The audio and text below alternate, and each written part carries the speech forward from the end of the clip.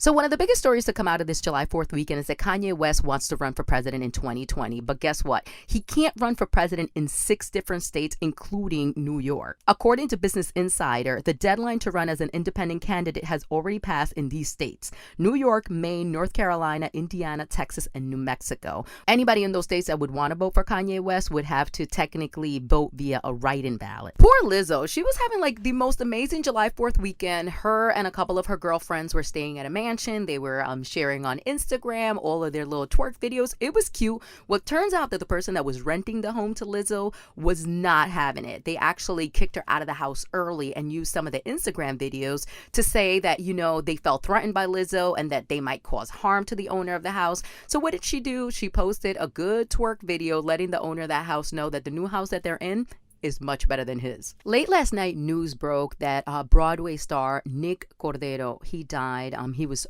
41 years old. He had spent 90 days in the hospital.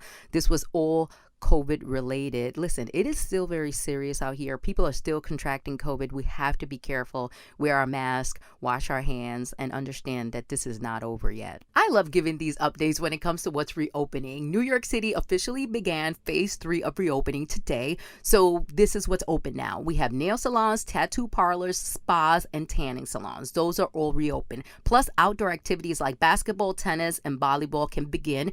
Indoor dining, though, that has been postponed indefinitely. We really showed out for Pop Smoke this weekend, man. His album was like #1 and #2 simultaneously on iTunes when it came to every single genre. All of his singles were charting over the weekend, and now they're saying that Shoot for the Stars and Aim for the Moon is projected to have one of the biggest first weeks of 2020 when it comes to any album that has been released. All day yesterday and today, I keep seeing this picture of that baby, man. He's out in Vietnam, and when he came out with his mom's IUD. So the doctors took pictures of him, and it's circulating everywhere. People are giving him all types of titles. One person said, if ain't nothing stopping me was a person, it would definitely be this baby. About a year ago, Playboy magazine reinvented their image, and it's really not about nudity any longer. And Bad Bunny just made history by becoming the first ever male cover model. Hugh Hefner had done this in the past, but as far as like a celebrity goes and a man being on the cover by themselves, it's never been done. He did do a spread. He is rocking his fake acrylic fingernails, and he looks dope. I love him. Anything Bad Bunny, count me in. Don't you feel like every single day it's a new Kanye West story? It's like he's been very vocal lately, and he just recently gave a very in-depth interview. He doesn't really do this. And in the interview, he talks about the fact that he no longer supports Donald Trump. He also talks about wanting to run for president. He says that he's back to building these homeless shelters, which they had stopped him from building before because he didn't have the necessary permits. And he also revealed that he had and beat the coronavirus. For a while, it was all about Kylie Jenner when it came to Instagram. She charged the most per post. She had the most followers. Well, guess what? Dwayne "The Rock" Johnson is like, there's a new king in town. And right now, Dwayne Johnson is Instagram's highest paid celebrity. I'm hearing he gets paid over $1 million for one sponsored post. And Kylie only gets paid $986,000 per sponsored post. The Rock also now has more followers than Kylie. He has 189 million, and Kylie only has 183 million. Talk about dethroning somebody. Everyone loves a feel-good story, and it's dope to see when our kids here in New York are giving back. 19-year-old Carolina Cortez, she's a college student from uptown Washington Heights, and she's setting up these community refrigerators all over the city where people can drop off food, or if you're in need of some food, you can pick up food. And to make sure that Carolina knows that her efforts are being recognized and that we are proud of her, we did a full story about her initiative, which is called the Uptown Fridge, and we have it up on the website. Tiffany Haddish shared video of herself at home shaving off her head. She had someone helping, and immediately people started thinking, like, what's wrong with her? Somebody check on Tiffany Haddish, and they attribute it to some type of like mental breakdown.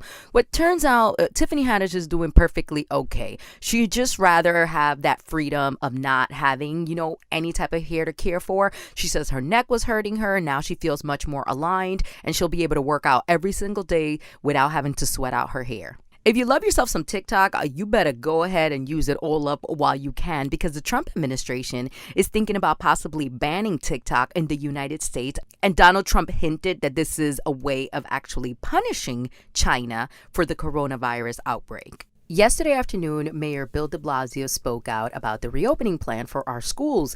And it turns out that we are going to be having blended learning in September, which means that they're going to be doing some remote learning and the kids will be going into school 2 to 3 days per week. And what's interesting is that last week, Mayor de Blasio said that the Department of Education did a survey and they found out that 75% of families want their kids to return to school. So we're finally going to get to know the meaning of Mariah Carey. She is putting out a tell-all memoir, and she says that it took her a lifetime to have the courage and the clarity to write her memoir, and that she wants to tell the story of all the moments, the ups, the downs, the triumphs, the traumas, the debacles, everything that brought her to where she is right now. By the way, she unveiled the cover a little while ago on Instagram, and in true Mariah fashion, she killed that cover. The hair is gorgeous, the makeup, the outfit, everything. It is perfect. You know, the rollout of businesses reopening has been happening gradually and in phases. Well, guess what? Movie theaters, they're suing the state of New Jersey over this reopening plan.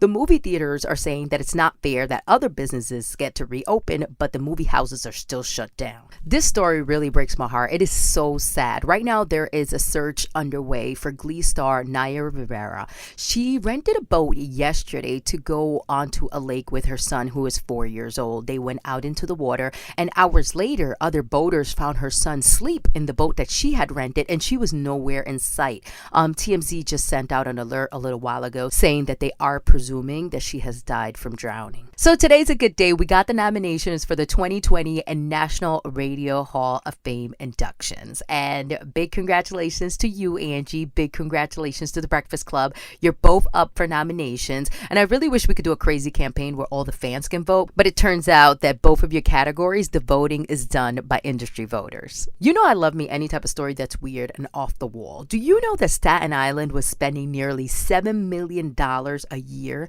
to give deers vasectomies? This was to control the overpopulation, but now the money has been allocated elsewhere.